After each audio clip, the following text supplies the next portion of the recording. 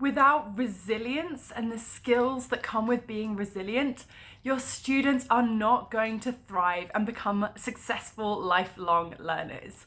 Because let's face it, learning a second language is really hard. We make mistakes, we have failures, but we have to keep going because it takes years to become fluent in a second language. My name is Miranda from Twinkle ESL, and today I'm going to teach you just one thing that you can do in your classes that will encourage resilience in your students. Are you ready? Let's go!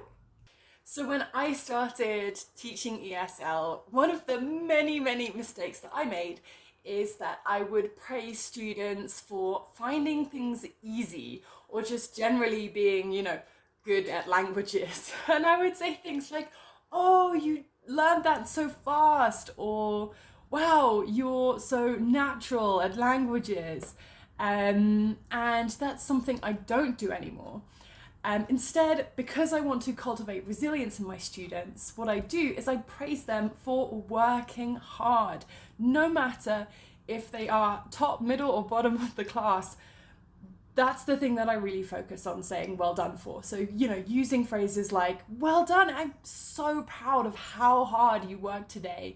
Or, wow, that must have taken ages. You've, done such beautiful handwriting. Or, wow, look at how much you've worked this term, and look at the work you were doing in the beginning, and look at it now, and look at how your hard work has paid off.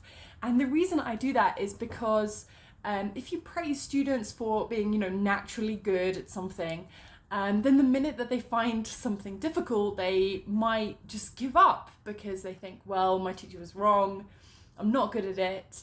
And they feel like there's something wrong with them, that they can't do it because of some kind of innate quality or characteristic.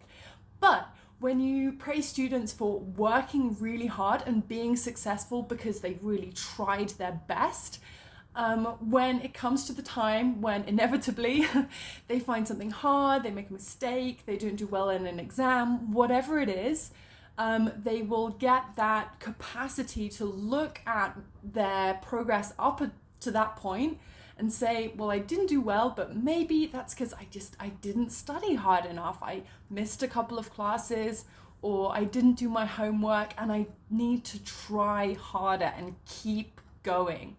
And honestly, that is going to make all of the difference into whether they maybe continue learning English or not, which is, we want them to keep going, obviously.